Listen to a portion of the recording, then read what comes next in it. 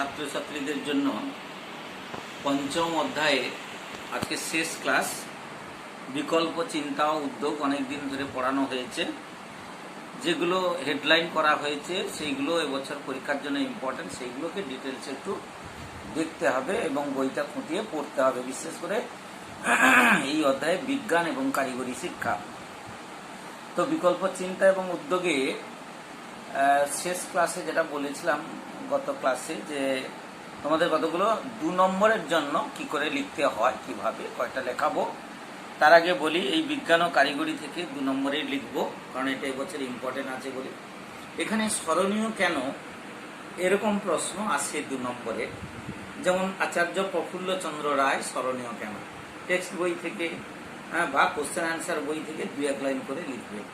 আমি যেমন লিখে দিয়েছিলাম যে প্রশান্তচন্দ্র মহলানবিশ স্মরণীয় কেন, দেখবে ওখানে আছে নোটের মধ্যে, ঠিক সেই রকম করে 3-4টে বাক্যে এটা লিখবে। স্মরণীয় কেন, কার কথা বললাম? আচার্য প্রফুল্লচন্দ্র রায়, বেঙ্গল কেমিক্যালের প্রতিষ্ঠাতা, তিনি স্মরণীয় কেন। আশুতোষ মুখোপাধ্যায় স্মরণীয় কেন বা মুখার্জি। মেঘনাথ সাহা, সত্যেন্দ্রনাথ বসু, রামেন্দ্র সুন্দর ত্রিবেদী, গোলকচন্দ্র নন্দী, এরা স্মরণীয় কেন বিজ্ঞানে। সুতরাং এরকম একটা প্রশ্ন 2 নম্বরের আসবে। তোমরা কিন্তু টেক্সট বই বা কোশ্চেন অ্যান্সার বই থেকে এগুলো 2 নম্বরের মতো করে লিখে নেবে। আমি যেগুলো আরো বেশি গুরুত্বপূর্ণ, যেগুলো কিভাবে লিখতে হবে একটু বড় করে 4 নম্বরের মতো আসতে পারে, সেই রকম লিখছি। যেমন ধরো মেকলে মিনিট, চুইয়ে পড়া নীতি বা ফিল্ট্রেশন থিওরি, যাই বলি একই। মেকলে মিনিট, চুইয়ে পড়া নীতি, ফিল্ট্রেশন থিওরি কি, এটা একটু মন দিয়ে শোনো। এবং এখানে আমি ওটা জেরক্স করে তো দিয়ে দেব। 1835 খ্রিস্টাব্দের 2রা ফেব্রুয়ারি জেনারেল কমিটি অফ পাবলিক ইনস্ট্রাকশনের সভাপতি গভর্নর জেনারেল উইলিয়াম বেন্টিং এর আইন সচিব টমাস বেরিংটন মেকলে এক স্মারকলিপি পেশ করেছিলেন। আমি আবার বলছি, 1835 খ্রিস্টাব্দে 2রা ফেব্রুয়ারি সালটা আসে। জেনারেল কমিটি অফ পাবলিক ইনস্ট্রাকশনের সভাপতি, সেই সঙ্গে লর্ড উইলিয়াম বেন্টিং এর আইন সচিব টমাস বেরিংটন মেকলে এক স্মারকলিপি পেশ করেন। সেই স্মারকলিপিটাকেই বলা হয় মেকলে মিনিট, চুইয়ে পড়া নীতি বা ফিল্ট্রেশন থিওরি। এতে কি বলা হয়েছিল? বলা হয়েছিল ভারতের সর্বস্তরের মানুষের মধ্যে শিক্ষার প্রসার না ঘটিয়ে, ভারতের সর্বস্তরের মানুষের মধ্যে শিক্ষার প্রসার না ঘটিয়ে কেবলমাত্র উচ্চ ও মধ্যবিত্ত মানুষের মধ্যে ইংরেজি শিক্ষার প্রসার ঘটানো এবং তারপর তাদের মাধ্যমে ভারতের সর্বস্তরের মানুষের মধ্যে শিক্ষার বিস্তার ঘটানোর নীতি হলো চুইয়ে পড়া নীতি বা ফিল্ট্রেশন থিওরি। যেমন আমরা ফিল্টারের জল পান করি, পুরো জলটা আগে আমরা কি ঢেলে দেই, তারপরে একেবারে বিশুদ্ধ জলটা আমরা পান করি। এমনভাবে ইংরেজি শিখতে হবে যাতে বিশুদ্ধটাই, একবারে নির্ভুলটা শিখতে পারে। ওই জন্য ভারতের সর্বস্তরের মানুষের মধ্যে ইংরেজি শিক্ষার তিনি বিস্তার ঘটাতে চাননি, তিনি চেয়েছিলেন উচ্চ এবং মধ্যবিত্ত মানুষের মধ্যে ইংরেজি শিক্ষার প্রসার ঘটাতে। এবারে ওই উচ্চ এবং মধ্যবিত্ত শ্রেণীর মানুষরাই আর অন্যান্য মানুষের মধ্যে ইংরেজি শিক্ষার বিস্তার ঘটাবে, তবেই সেটা সঠিক হবে। এই নীতিটার নাম হচ্ছে চুইয়ে পড়া নীতি। আমি এটা তো পাঠিয়ে দেবো, এইটা দেখে দেখে লিখে নেবে এবং বারবার এটা পড়বে। এছাড়া এখানে আর 2-1টা কথা লিখতে হবে। মেকলে মনে প্রাণে ভারতীয় শিক্ষা এবং সাহিত্যের তিনি তীব্র নিন্দা করতেন এবং পাশ্চাত্য শিক্ষা বিস্তারের পক্ষে জোরালো দাবি পেশ করতেন। তিনি বলতেন যে ভারতীয় শিক্ষা এবং সাহিত্য পাশ্চাত্যের মতো অত উন্নত নয়, পাশ্চাত্য শিক্ষাটাই হচ্ছে উন্নত শিক্ষা। যে কারণে জোর করে তিনি পাশ্চাত্য শিক্ষা বিস্তারের পক্ষেই মত দিয়েছিলেন। তিনি মনে করতেন উন্নত ব্রিটিশ সভ্যতা ও সংস্কৃতির সংস্পর্শে ভারতীয় সভ্যতা সংস্কৃতি আরও উন্নত হতে পারবে। আমি আবার বলছি, তিনি কি মনে করতেন? উন্নত ব্রিটিশ সভ্যতা ও সংস্কৃতির সংস্পর্শে ভারতীয় সভ্যতা ও সংস্কৃতি উন্নত হতে পারবে বা পারে, এইটাই ছিল তার মত। এইটাকে সংক্ষেপে বলে ম্যাকলেমিনের চুঁয়ে পড়া নীতি বা ফিল্ট্রেশন থিওরি। যাই হোক, এটা 2 নম্বরে আসতে পারি, 4 নম্বরে আসতে পারি, আরও ডিটেলসে দেখার দরকার নেই, এইটা লিখলে চলবে বা এইটা করে রাখবে। এছাড়া আর একটা 2 নম্বরের মতো তোমাদের আজকের আমি পড়াবো, কি উদ্দেশ্যে জাতীয় শিক্ষা পরিষদ গড়ে ওঠে। সবই বিজ্ঞান কারিগরি এই চ্যাপ্টার থেকেই, এই অধ্যায় থেকেই করছি। কি উদ্দেশ্যে জাতীয় শিক্ষা পরিষদ গড়ে ওঠে। জাতীয় শিক্ষা পরিষদ তোমরা জানো যে লর্ড কার্জন 1905 সালে বঙ্গভঙ্গের পরিকল্পনা ঘোষণা করেছিলেন। তার প্রতিবাদে ভারতীয়রা, বিশেষ করে ছাত্র সমাজ, তারা স্বদেশী এবং বয়কট আন্দোলনে অংশ নিয়েছিল, যেটাকে আমরা সংক্ষেপে বলি বঙ্গ বিরোধী আন্দোলন। আর সেই আন্দোলনে অংশ নেওয়ার কারণে বহু ছাত্রকে স্কুল থেকে বিতাড়িত করা হয়েছিল, স্কুল কলেজ থেকে। সে কারণে জাতীয় শিক্ষা পরিষদ গড়ে উঠেছিল। কত সালে? 1906 খ্রিস্টাব্দের 11 মার্চ সত্যেন্দ্রনাথ ঠাকুরের সভাপতিত্বে কলকাতায় 92 জন সদস্য নিয়ে গড়ে ওঠে এই জাতীয় শিক্ষা পরিষদ। আমি আবার বলছি, 1906 খ্রিস্টাব্দের 11 মার্চ সত্যেন্দ্রনাথ ঠাকুরের সভাপতিত্বে কলকাতায় 92 জন সদস্য নিয়ে গড়ে ওঠে জাতীয় শিক্ষা পরিষদ। এখানে 2 নম্বরের প্রশ্ন আসবে, জাতীয় শিক্ষা পরিষদের উদ্দেশ্য কি ছিল। এটা তো শর্ট প্রশ্নের জন্য প্রথম বললাম, কে কোথায় জাতীয় শিক্ষা পরিষদ গড়ে উঠেছিল। আর দ্বিতীয় প্রশ্নটা, কি উদ্দেশ্যে জাতীয় শিক্ষা পরিষদ গড়ে উঠেছিল। প্রথমত, বিদেশি শিক্ষা সংস্কৃতি বর্জন করে জাতীয় আদর্শ অনুসারে সাহিত্য, বিজ্ঞান ও কারিগরি শিক্ষা দান করা। আমাদের দেশের ছাত্রদের সাহিত্য, বিজ্ঞান ও কারিগরি শিক্ষা দান করা। দ্বিতীয় উদ্দেশ্য, মাতৃভাষার মাধ্যমে শিক্ষার প্রসার ঘটানো। খুব সহজ দ্বিতীয় পয়েন্টটা, মাতৃভাষার মাধ্যমে শিক্ষার প্রসার ঘটানো। আমি বারবার বলছি, 2 নম্বরে থাকলে 2টো নয়, কে কোথায় গড়ে তুলেছিল এটা বলার পরে 3টে পয়েন্ট অন্তত দেবে। আমি 2টো পয়েন্ট বললাম, মাতৃভাষার মাধ্যমে শিক্ষার প্রসার ঘটানো। আরেকটা পয়েন্ট বলি, কার্লাইল সার্কুলার ও বিশ্ববিদ্যালয় আইনের বিরোধিতা করা। কার্লাইল সার্কুলারটা কি আমরা পরে আসছি, এটা লিখতে হবে, কার্লাইল সার্কুলার ও বিশ্ববিদ্যালয় আইনের বিরোধিতা করা। সেই সঙ্গে নৈতিক শিক্ষা দান করা, দেশ সেবার আদর্শে উদ্বুদ্ধ করা, এইগুলো হচ্ছে জাতীয় শিক্ষা পরিষদের উদ্দেশ্য ছিল। এটা একটু বড় করে আসলে বড় করে লিখতে পারবে, একবার টেক্সট বইটা পড়ে নেবে। তাহলে আমরা এখন পড়লাম কি উদ্দেশ্যে জাতীয় শিক্ষা পরিষদ গড়ে উঠেছিল। এটা 2 নম্বরে আসুক, একটু বড় করে আসুক, লিখতে পারবে। হ্যাঁ, এবার কথায় আসি, কার্লাইল সার্কুলার কি। একটু আগে বললাম 1905 সালে লর্ড কার্জন বঙ্গভঙ্গ ঘোষণা করলে ছাত্র সমাজ দল বেঁধে তারা বঙ্গভঙ্গ বিরোধী আন্দোলনে অংশ নিয়েছিল।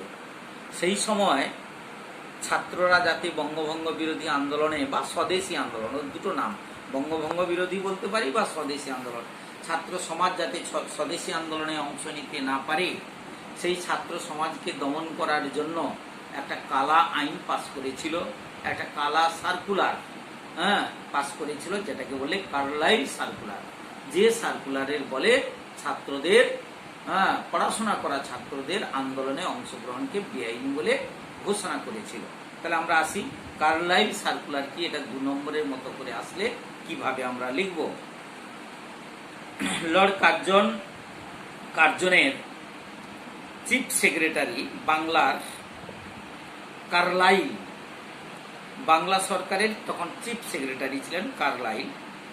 তিনি বয়কট ও স্বদেশী আন্দোলনে ছাত্রদের ভূমিকায় আতঙ্কিত হয়ে বা তা দমন করার জন্য 1905 খ্রিস্টাব্দের 10 অক্টোবর এই সার্কুলারটা জারি করেছিল। কে করেছিল? তৎকালীন বাংলা সরকারের চিফ সেক্রেটারি কার্লাইল। বয়কট ও স্বদেশী আন্দোলনে ছাত্রদের ভূমিকায় আতঙ্কিত হয়ে তাদের আন্দোলনকে দমন করার জন্য 1905 খ্রিস্টাব্দের 10 অক্টোবর, ডেটটা মনে রাখতে হবে, 10 অক্টোবর এই সার্কুলার জারি করে। এখন প্রশ্ন, এই সার্কুলারে কি বলা হয়েছিল? এখনই বললাম, এতে বলা হয়েছিল ছাত্রদের স্বদেশী আন্দোলনে যোগদান বেআইনি, আর যদি যোগদান করে তাদের কলেজ থেকে বহিষ্কার করা হবে। আমি আবার বলি, এতে বলা হয়েছিল ছাত্রদের স্বদেশী আন্দোলনে যোগদান বেআইনি। দ্বিতীয়ত, সরকারি নির্দেশ অমান্য করলে ছাত্রদের স্কুল কলেজ থেকে বহিষ্কার করা হবে এবং বঙ্গভঙ্গ বিরোধী আন্দোলন থেকে দূরে রাখাই ছিল, ছাত্রদেরকে দূরে রাখাই ছিল এই কার্লাইল সার্কুলারের মূল উদ্দেশ্য। যদি 1 নম্বরের প্রশ্ন আসে, কার্লাইল সার্কুলারের মূল উদ্দেশ্য কি ছিল? না, বঙ্গভঙ্গ বিরোধী আন্দোলন থেকে দূরে রাখাই ছিল এই সার্কুলারের প্রধান উদ্দেশ্য। তাহলে কি বলা হয়েছিল? ছাত্রীদের স্বদেশী আন্দোলনে যোগদান বেআইনি, আর সরকারি নির্দেশ অমান্য করলে তাদেরকে স্কুল কলেজ থেকে রাস্টিকেটেড করা হবে, অর্থাৎ বহিষ্কার করা হবে, আর বঙ্গভঙ্গ বিরোধী আন্দোলন থেকে দূরে রাখাই ছিল এই সার্কুলারের মূল উদ্দেশ্য। যাই হোক, কার্লাইল সার্কুলার কি 2 নম্বরের মতো এটা তো লেখা আছে, এটাই পড়লে হবে, এর বেশি করে করার দরকার নেই। এই কার্লাইল সার্কুলারের পাল্টা হিসাবে একটা সার্কুলার জারি করেছিল ভারতীয়দের মধ্যে কয়েকজন, তারা নাম দিয়েছিল anti circular society. Anti circular society. আমি পরের প্রশ্ন, তাহলে এন্টি সার্কুলার সোসাইটি কি উদ্দেশ্যে গড়ে ওঠে? আমি কয়েকটা চোখা ভালো আসতে পারে ইম্পর্টেন্ট দেখে আমি লিখে দিচ্ছি। এন্টি সার্কুলার সোসাইটি কি উদ্দেশ্যে গড়ে ওঠে? 1905 খ্রিস্টাব্দের, ওটা হয়েছিল অক্টোবরে আর এটা নভেম্বরে। 1905 খ্রিস্টাব্দের 4 নভেম্বর ছাত্র নেতা শচীন্দ্র কুমার বসু ও কৃষ্ণ কুমার মিত্রের উদ্যোগে প্রতিষ্ঠিত হয় anti circular society. Anti circular society, এখানে কি বলা হয়েছিল? না, কার্লাইল সার্কুলারে যে সমস্ত ছাত্রদের শিক্ষা প্রতিষ্ঠান থেকে বহিষ্কার করা হয়েছিল, কার্লাইল সার্কুলারে যে সমস্ত ছাত্রদের শিক্ষা প্রতিষ্ঠান থেকে বহিষ্কার করা হয়েছিল তাদের শিক্ষাদানের ব্যবস্থা করাই ছিল এই সোসাইটির উদ্দেশ্য। আমি আবার বলছি, কার্লাইল সার্কুলারে যে সমস্ত ছাত্রদের শিক্ষা প্রতিষ্ঠান থেকে বহিষ্কার করা হয়েছিল তাদের শিক্ষাদানের ব্যবস্থা করাই ছিল এর মূল উদ্দেশ্য। এইটুকু লিখলেই হবে। এন্টি সার্কুলার সোসাইটি কবে কাদের উদ্যোগে গড়ে উঠেছিল, কেন গড়ে উঠেছিল, কেন গড়ে উঠেছিল, এই শেষের প্যারাগ্রাফটা লিখলেই হয়ে গেল। এবারে আরো একটা প্রশ্ন বইতে দেখবে, টেক্সট বইতে আছে, ডন সোসাইটি কি, বা এই সোসাইটি প্রতিষ্ঠার উদ্দেশ্য কি ছিল? ডন সোসাইটি, দন্ত না, ডন সোসাইটি। 1902 খ্রিস্টাব্দে সতীশচন্দ্র মুখার্জি, এই সতীশচন্দ্র 3 জন আছে, সতীশচন্দ্র বসু আছে যিনি অনুশীলন সমিতির প্রতিষ্ঠাতা, সতীশচন্দ্র মুখার্জি আছে যিনি ডন সোসাইটির প্রতিষ্ঠাতা, সতীশচন্দ্র সামন্ত আছে যিনি তাম্রলিপ্ত জাতীয় সরকার প্রতিষ্ঠা করেছিলেন। 3 জন সতীশচন্দ্র আছে, টাইটেলটা আলাদা, একটা বসু, একটা মুখার্জি, আর একটা হচ্ছে সামন্ত। আমি ডন সোসাইটির সঙ্গে যিনি যুক্ত ছিলেন, দন্তস্ব তয়দির 2 তালবস সতীশচন্দ্র মুখার্জি, তার প্রচেষ্টায় কলকাতায় 1902 সালে ডন সোসাইটি প্রতিষ্ঠা হয়েছিল। তোমরা জানো 1902 সালে অনুশীলন সমিতিও প্রতিষ্ঠিত হয়েছিল। তাহলে 1902 সালে সতীশচন্দ্র মুখার্জির প্রচেষ্টায় কলকাতায় প্রতিষ্ঠিত হয় ডন সোসাইটি। উদ্দেশ্য কি ছিল? উদ্দেশ্য ছিল ছাত্রদের মধ্যে জাতীয়তাবোধ জাগ্রত করা, যে ছাত্ররা শুধু লেখাপড়া শিখবে না, তাদেরকেও দেশের কাজে অংশগ্রহণ করতে হবে, আর দেশের কাজে অংশগ্রহণ করতে গেলে তাদেরকে জাতীয়তাবোধে জাগ্রত করতে হবে। সেই সঙ্গে আরেকটা উদ্দেশ্য বলছি, কারিগরি ও ব্যবহারিক শিক্ষার প্রসার ঘটিয়ে তাদেরকে আত্মনির্ভরশীল করে তোলা। কি বললাম? কারিগরি ও ব্যবহারিক শিক্ষার প্রসার ঘটিয়ে তাদের আত্মনির্ভরশীল করে তোলা। সেই সঙ্গে লাঠি খেলা, কুস্তি, যোগব্যায়াম, এইগুলো শেখানো হতো এই ডন সোসাইটিতে, যাদেরকে তাদেরকে দেশের কাজে লাগানোর জন্য। হ্যাঁ, কুস্তি, লাঠি খেলা, বন্দুক ছোড়া, হ্যাঁ, যোগ ব্যায়াম ইত্যাদি শেখানো হতো। তাহলে ডন সোসাইটি কে কি উদ্দেশ্যে গড়ে তুলেছিল এটা আমরা 2 নম্বরের মতো করে পড়ে নেব। এই অধ্যায়ে আরেকটা পার্ট যেটা আমি একবারেই বড় প্রশ্ন করলাম না, আমি মনে করেছি এবছর আর বড় প্রশ্ন আসবে না, রবীন্দ্রনাথ ও শান্তিনিকেতন ভাবনা। তোমরা দেখবে প্রশ্নপত্র এবছর 2020 যে এখান থেকে 8 নম্বরের প্রশ্ন এসে গেছে, যে কারণে আমি ওইখান থেকে আর কোনো বড় প্রশ্ন করলাম না। তবে একটা 2 নম্বরের টিকা, ছোট প্রশ্ন তো পড়তে হবে, রিডিংটা পড়তে হবে, ছোট প্রশ্নগুলো কোশ্চেন অ্যান্সার বই বা টেক্সট বইয়ের অনুশীলনীতে যেগুলো আছে সেগুলো পড়তে হবে। তবু আমি একটা 2 নম্বরের মতো করে একটা প্রশ্ন আমার মনে হয়েছে, এটা করে রাখবে। কবে কি উদ্দেশ্যে শ্রীনিকেতন গড়ে ওঠে? হ্যাঁ, শান্তিনিকেতনের ওই জায়গাতে শ্রীনিকেতন বলে একটা ভবন গড়ে উঠেছিল। কবে কি উদ্দেশ্যে শ্রীনিকেতন গড়ে ওঠে? 1922 খ্রিস্টাব্দে। উত্তরটা হলো 1922 খ্রিস্টাব্দে রবীন্দ্রনাথের নির্দেশে আমেরিকার লেনার্ড নাইট এলেমহার্স্ট এর প্রচেষ্টায় গড়ে ওঠে শ্রীনিকেতন। আমেরিকার লেনার্ড নাইট এলেমহার্স্ট রবীন্দ্রনাথের সঙ্গে যুক্ত হয়ে তিনি এইটা গড়ে তুলেছিলেন।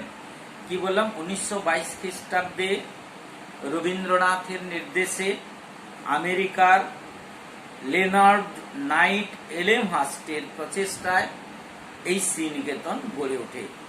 এটা গড়ে উঠেছিল কেন?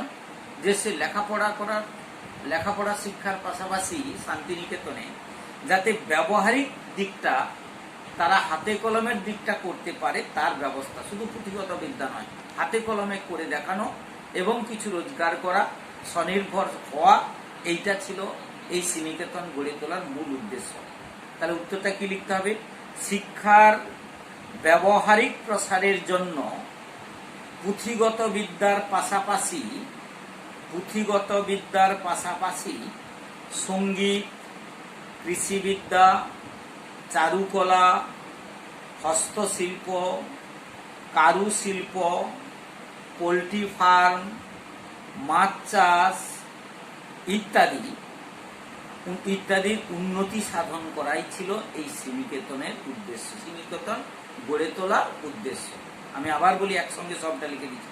শিক্ষার ব্যবহারিক প্রসারের জন্য পুঁথিগত বিদ্যার পাশাপাশি সঙ্গীত, কৃষিবিদ্যা, চারুকলা, হস্তশিল্প, কারুশিল্প, পোল্ট্রি ফার্ম, মাছ চাষ ইত্যাদি উন্নতি সাধন করাই ছিল এর মূল উদ্দেশ্য। আমরা 2 নম্বরের মতো পড়লাম। তাহলে এরকম 2 নম্বরের প্রশ্নগুলোর উত্তর এতটাই হবে, এইভাবে লিখতে হবে। তোমাদের কাছে যে বইটা আছে সে বইটার অনুশীলনী তোমরা করবে। আমি একটা বই থেকে এই অধ্যায় পড়ার শেষে একটা অনুশীলনী করতে হয়, আমরা সেই অনুশীলনীগুলো একটু দেখে নেব। আমি যেটা আধুনিক ভারতের ইতিহাস ও পরিবেশ প্রান্তিকের ডক্টর প্রণব চট্টোপাধ্যায় এই বইটা থেকে আমি অনুশীলনীগুলো করে দিচ্ছি। আর তোমাদের কাছে যে টেক্সট বইটা আছে ওটা পড়ার পরে তোমরাও আমার মতো এরকম করে অনুশীলনী করবে, যাতে শর্ট প্রশ্ন বা অন্যান্য প্রশ্নগুলো একটু দেখে নেওয়া যাবে, এবং আমি কোনগুলোকে ইম্পর্টেন্ট বললাম সেগুলো এখানে দাগ দিয়ে নেবে। এখানে একটা সময় সরণি দেওয়া আছে। এখানে সময় সরণিতে কতগুলো হিকির বেঙ্গল গ্যাজেট, এগুলো আমরা আগে আলোচনা করেছি, যাই হোক এটা একটু দেখে নেবে। এখানে একটা ক্যাস্টন আমি বলেছি ওখানে পড়ানোর সময়, মানে ওই ছাপাখানা পড়ানোর সময় বলেছিলাম যে বাংলা মুদ্রণ শিল্পের জন্মদাতা চার্লস উইলকিন্স বাংলায় এই নামে পরিচিত ছিল। এটা আমি পড়িয়েছি, দেখবে ওখানে পাবে। আর মোটামুটি বেঙ্গল কেমিক্যাল আমি বলেছি আচার্য প্রফুল্লচন্দ্র রায় এই শিল্প প্রতিষ্ঠানটি গড়ে তুলেছিলেন। এবারে বহু বিকল্প ভিত্তিক প্রশ্ন আমি একটু বলে দিচ্ছি, দেখো। সঠিক উত্তরটি বেছে নিয়ে লেখো। তোমরা জানো 20টা প্রশ্ন থাকবে, এইখানে কিন্তু 1 নম্বর ভুল করা যাবে না। যদি 1 নম্বর ভুল হয় টোটাল নম্বর থেকেই ভুল হবে। ছেলেরা 97 পায়, 98 পায়, 96 পায়, দেখা যায় ওই 2 নম্বর 3 নম্বর 4 নম্বর 5 নম্বর কম পেয়েছে ওই শর্ট প্রশ্ন ভুলের জন্য। শর্ট প্রশ্নটা একটু ভালো করে খেয়াল করতে হবে। বড় প্রশ্ন সবাই লিখতে পারবে, ওর মধ্যেই পড়বে, তাতে অল্টারনেটিভ প্রশ্ন থাকে, কিন্তু এখানে কোনো অতিরিক্ত প্রশ্ন থাকে না। সুতরাং এই বহু বিকল্প ভিত্তিক প্রশ্নগুলো ভালো করে বুঝে উত্তর দিতে হবে, কাছাকাছি উত্তর থাকে। যেমন একটা প্রশ্ন, ইউরায়ানসনের ভূমিকা লক্ষ্য করা যায় বাংলার সংস্কৃতি শিক্ষার প্রসারে, বাংলায় বাণিজ্যের প্রসারে, বাংলায় পাশ্চাত্য শিক্ষার প্রসারে, বাংলায় মুদ্রণ শিল্পের প্রসারে। তাহলে ইউরায়ানসন্স আমরা পড়েছি, উপেন্দ্র কিশোর রায়চৌধুরী বাংলায় মুদ্রণ শিল্পের প্রসারে গুরুত্বপূর্ণ ভূমিকা পালন করেছিল। তাহলে আমরা ঘয়ের উত্তরটা চয়েস করব। বসু বিজ্ঞান মন্দিরের প্রতিষ্ঠাতা আমরা পড়েছি জগদীশ চন্দ্র বসু। এখানে চন্দ্রমুখী বসু, সত্যেন্দ্রনাথ বসু এরকম দেওয়া থাকবে, আমরা জানি জগদীশ চন্দ্র বসু। রাধানাথ সিকদার, এটা একটু লক্ষ্য করবে, কাজ করতেন রাধানাথ সিকদার, কিন্তু টেক্সট বইতে আছে, একটু দেখে নিতে হবে, যে হিমালয়ের উচ্চতা মেপেছিল, অর্থাৎ জরিপ বিভাগে কাজ করতেন। এখানে আছে ভূতত্ত্ব বিভাগে, জরিপ বিভাগে, হিন্দু কলেজে, প্রশাসন বিভাগে, আমরা বলবো জরিপ বিভাগে কাজ করতেন রাধানাথ সিকদার। বিশ্বভারতী প্রতিষ্ঠা করেন রবীন্দ্রনাথ ঠাকুর। এখানে দেবেন্দ্রনাথ থাকবে, রবীন্দ্রনাথ থাকবে। দেবেন্দ্রনাথ শান্তিনিকেতন আশ্রম প্রতিষ্ঠা করেছিলেন, কিন্তু বিশ্বভারতী প্রতিষ্ঠা করেছিলেন রবীন্দ্রনাথ ঠাকুর। পরে Indian association for the cultivation of science, কালকে পড়ানো হয়েছিল, গত ক্লাসে পড়ানো হয়েছিল, IACS, Indian association for the cultivation of science, এটা প্রতিষ্ঠিত হয়েছিল, লেখা আছে দেখবে এখানে 1872, 75, 76, 78, তোমরা শুনেছো, ওখানে পড়েছো 1876 খ্রিস্টাব্দে IACS প্রতিষ্ঠিত হয়েছিল। আরেকটা প্রশ্ন আছে, মহেন্দ্রলাল সরকারের পেশাগত বিষয় কি ছিল? বিজ্ঞান সাধনা, শিক্ষকতা, আইন ব্যবসা, চিকিৎসা। এখানে হোমিওপ্যাথি চিকিৎসা, দুটোই করতেন, কিন্তু এখানে লেখা আছে হোমিওপ্যাথি চিকিৎসা। পরের প্রশ্ন, কলকাতা বিশ্ববিদ্যালয়ে বিজ্ঞান কলেজ প্রতিষ্ঠিত হয়। আমি বলেছিলাম বিজ্ঞান কলেজের দুটো শাখা, একটা রাজাবাজার ক্যাম্পাস শাখা, আর যেটার নাম হচ্ছে রাসবিহারী ঘোষ, আর একটা হচ্ছে বালিগঞ্জ ক্যাম্পাস, যেটা তারকনাথ পালিত ঘোষ। এটা হয়েছিল রাজাবাজার ক্যাম্পাস 1914 খ্রিস্টাব্দে। জাতীয় শিক্ষা পরিষদ আমরা এক্ষুনি পড়লাম, এই পরিষদ শুরু হয়েছিল কত সালে? 1906 খ্রিস্টাব্দে। বেঙ্গল কেমিক্যালের প্রতিষ্ঠাতা ছিলেন, এখানে অনেকগুলো নাম দেওয়া আছে, আমরা জানি আচার্য প্রফুল্লচন্দ্র রায়। এবারে একটা প্রশ্ন আছে, ব্রহ্মচর্যাশ্রম বিদ্যালয়ের প্রতিষ্ঠাতা কে? ব্রহ্মচর্যাশ্রম বিদ্যালয়ের প্রতিষ্ঠাতা ছিলেন কিন্তু রবীন্দ্রনাথ ঠাকুর, যদিও আশ্রমটা প্রতিষ্ঠা করেছিলেন দেবেন্দ্রনাথ ঠাকুর, আর এই বিদ্যালয়ের প্রতিষ্ঠাতা হচ্ছেন রবীন্দ্রনাথ ঠাকুর। যাই হোক, এটা গেল। এবারে অতি সংক্ষিপ্ত কতগুলো প্রশ্ন, একটি বাক্যে উত্তর দিতে বলছে। বেঙ্গল টেকনিক্যাল ইনস্টিটিউট, BTI, আমি বড় প্রশ্ন করিয়েছি তোমাদের, BTI বেঙ্গল টেকনিক্যাল ইনস্টিটিউট কত খ্রিস্টাব্দে প্রতিষ্ঠিত হয়? আমি পড়িয়েছি 1906 খ্রিস্টাব্দে। রাধানাথ সিকদার কি জন্য বিখ্যাত? আমি বলছিলাম জরিপ বিভাগে কাজ করে তিনি খ্যাতি অর্জন করেছিলেন। প্রমথনাথ বসু কোন ভারতীয় শিল্পপতিকে লৌহ ইস্পাত কারখানা স্থাপনের পরামর্শ দেন? জামশেদজি টাটা। প্রমথনাথ বসু কোন ভারতীয় শিল্পপতিকে লৌহ ইস্পাত কারখানা স্থাপনের জন্য পরামর্শ দিয়েছিলেন? জামশেদজি টাটাকে। কাল্টিভেশন অফ সায়েন্সের মূল উদ্যোক্তা কে ছিলেন? মহেন্দ্রলাল সরকার। কাল্টিভেশন অফ সায়েন্সের মূল উদ্যোক্তা কে ছিলেন? মহেন্দ্রলাল সরকার। জগদীশ চন্দ্র বসু কোন কলেজে অধ্যাপনা করতেন? আমরা বসু বিজ্ঞান মন্দির ও জগদীশ চন্দ্র বসু যখন পড়াই বলেছিলাম তিনি প্রেসিডেন্সি কলেজে অধ্যাপনা করতেন। এই কলেজের অধ্যাপনার কাজ ছেড়ে দিয়েই তিনি বসু বিজ্ঞান মন্দির প্রতিষ্ঠা করেছিলেন এবং গবেষণার কাজে নিজেকে যুক্ত করেছিলেন। যাই হোক, বসু বিজ্ঞান মন্দিরের প্রতিষ্ঠাতাকে বললাম জগদীশ চন্দ্র বসু। স্যার আশুতোষ মুখোপাধ্যায় বিজ্ঞানের কোন শাখায় উৎকর্ষ দেখান? বিজ্ঞানের কোন শাখায় উৎকর্ষ দেখান? কি বলছে, বিজ্ঞানের কোন শাখায় উৎকর্ষ দেখান? যাই হোক, ওই রাজাবাজার বিজ্ঞান কলেজ ওইখানেই তিনি দায়িত্ব নিয়েছিলেন, এটা লিখতে হবে। কলকাতা বিশ্ববিদ্যালয়ে আচার্য প্রফুল্লচন্দ্র রায়, কলকাতা বিশ্ববিদ্যালয়ের আচার্য প্রফুল্লচন্দ্র রায় কোন পদে যোগ দেন? তিনি অধ্যাপনার কাজে ওখানে যোগ দিয়েছিলেন। স্যার সিভি রমন কে ছিলেন? আমি বলেছিলাম সিভি রমন, যিনি পদার্থবিদ্যায় নোবেল পুরস্কার পেয়েছিলেন, IACS এ তিনি কাজ করেছিলেন। সতীশচন্দ্র মুখোপাধ্যায় কে ছিলেন? ওই যে বললাম ডন সোসাইটির প্রতিষ্ঠাতা সতীশচন্দ্র মুখোপাধ্যায়। জাতীয় কলেজের প্রথম অধ্যক্ষ কে ছিলেন? জাতীয় কলেজের প্রথম অধ্যক্ষ ছিলেন অরবিন্দ ঘোষ। কবে বিশ্বভারতী বিশ্ববিদ্যালয়ের সূচনা হয়? কবে? 1921 খ্রিস্টাব্দে বিশ্বভারতী বিশ্ববিদ্যালয়ের সূচনা হয়। শান্তিনিকেতন আশ্রম কে স্থাপন করেন? শান্তিনিকেতন আশ্রম স্থাপন করেছিলেন মহর্ষি দেবেন্দ্রনাথ ঠাকুর 1863 খ্রিস্টাব্দে। এখানে লাস্ট প্রশ্ন দিয়েছে, একজন ব্যঙ্গচিত্র শিল্পীর নাম লেখো। তোমরা জানবে আমরা দুটোর, সত্যেন্দ্রনাথ ঠাকুর আর গগনেন্দ্রনাথ ঠাকুর, এটা হচ্ছে গগনেন্দ্রনাথ ঠাকুর হচ্ছে ব্যঙ্গচিত্র শিল্পীর নাম। যাই এবারে সত্য মিথ্যা নির্ণয় করে এগুলো করবে। যেমন ধরো বেঙ্গল কেমিক্যালের প্রতিষ্ঠাতা ছিলেন নীলরতন সরকার, হবে না। বেঙ্গল কেমিক্যালের প্রতিষ্ঠাতা ছিলেন আচার্য প্রফুল্লচন্দ্র রায়, আর নীলরতন সরকার হচ্ছে জাতীয় সাবান কারখানা তৈরি করেছিলেন, এটাও জানতে হবে। নীলরতন সরকার কি করেছিলেন? জাতীয় সাবান কারখানা তৈরি করেছিলেন, যেটা NRS হাসপাতাল যার নামে হয়েছে, তিনিই হচ্ছেন এই নীলরতন সরকার। এবার বলছে মহেন্দ্রনাথ সরকার ভারতবর্ষীয় বিজ্ঞান সভার প্রতিষ্ঠাতা। অবশ্যই ভারতবর্ষীয় বিজ্ঞান সভার প্রতিষ্ঠাতা ছিলেন মহেন্দ্রলাল সরকার। এরকম সব প্রশ্নগুলো এখানে করবে সত্য মিথ্যা নির্ণয় করার। এবারে ক স্তম্ভের সঙ্গে খ স্তম্ভ মেলাও বা অ স্তম্ভে আ স্তম্ভ মেলাও। এখানে বাম দিকে দেওয়া আছে নীলরতন সরকার, কার্লাইল সার্কুলার আমরা জেনেছি, অরবিন্দ ঘোষও জানলাম এক্ষুনি, সতীশচন্দ্র মুখোপাধ্যায় জানি। তাহলে এখানে ডান দিকে কী দেওয়া আছে দেখতে হবে, স্বদেশী আন্দোলন, বেঙ্গল কেমিক্যাল, ডন সোসাইটি, বেঙ্গল ন্যাশনাল কলেজ। এই বেঙ্গল ন্যাশনাল কলেজ হচ্ছে অরবিন্দ ঘোষ। স্বদেশী আন্দোলনে সময় হচ্ছে কার্লাইল সার্কুলার জারি করেছিল। নীলরতন সরকার হচ্ছে আচ্ছা অরবিন্দ ঘোষ, সতীশচন্দ্র মুখোপাধ্যায় ডন সোসাইটি। বেঙ্গল টেকনিক্যাল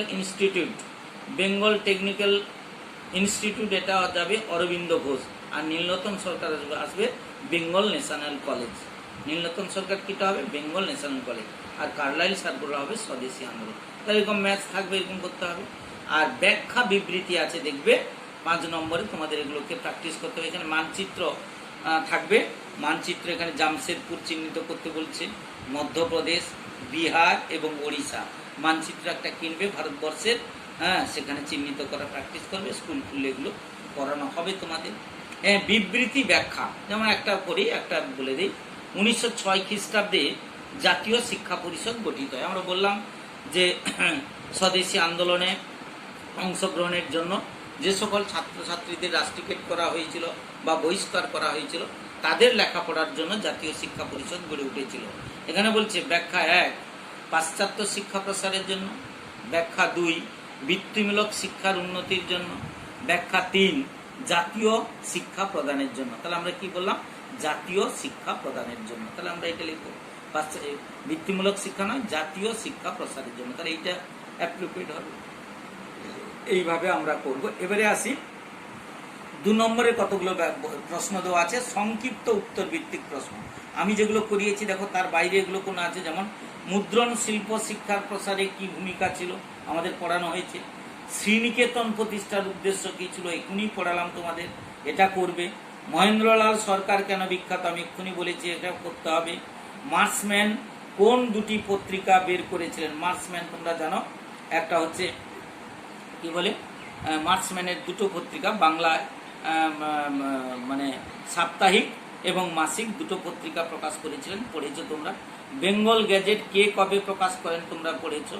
মদন মোহন তর্কালঙ্কার কেন বিখ্যাত, এটা তোমাদের আমি পড়িয়েছি, এটাও লেখা আছে। সুতরাং এগুলো সবই করা আছে, এইগুলো আর একবার তোমাদের টেক্সট বইতে যে 2 নম্বরের সংক্ষিপ্ত প্রশ্নগুলো আছে সেগুলো দেখে নেবে।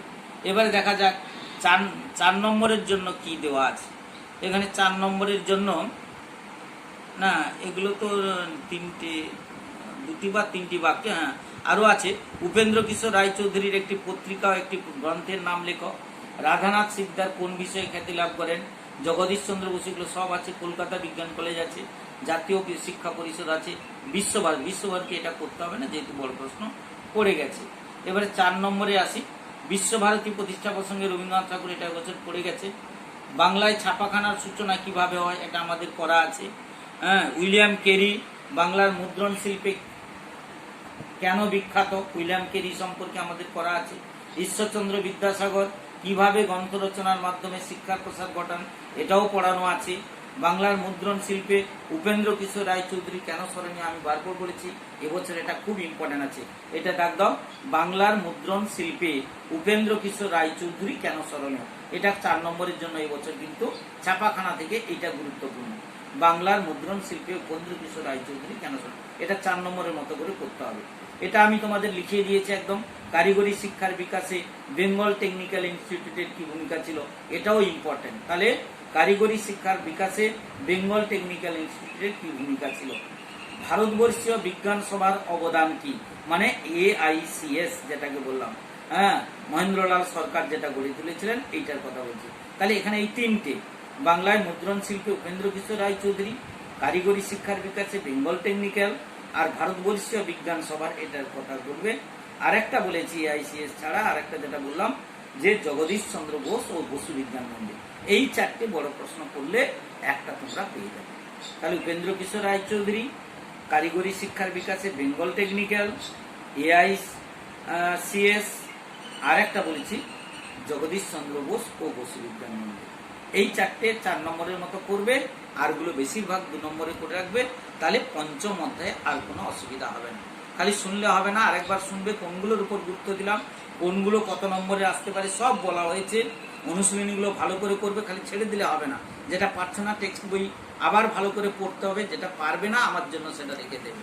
এই মতো 5 অধ্যায় আমরা শেষ করলাম। তাহলে আমরা 3 ইতিপূর্বেই শেষ করেছিলাম। এখানে অনলাইনে তোমাদের 4 এবং 5 অধ্যায় আমি শেষ করলাম। পরে 2-1 দিন পরেই 6 অধ্যায় আমি শুরু করবো। তা বাকি থাকবে 7-8, সেটা স্কুল খুলতে হবে। তাহলে আপাতত 5ম অধ্যায় শেষ আজকের এই পর্যন্ত। ভালো করে মন দিয়ে পড়বে। আর যারা খবর পায়নি, অনেকে ফোন করছে স্যার কি পড়ানো হচ্ছে, হ্যাঁ, তারা যাতে এই সুযোগটা নিতে পারে সেটার দায়িত্ব হচ্ছে তোমাদের, তাদেরকে জানিয়ে দেওয়া।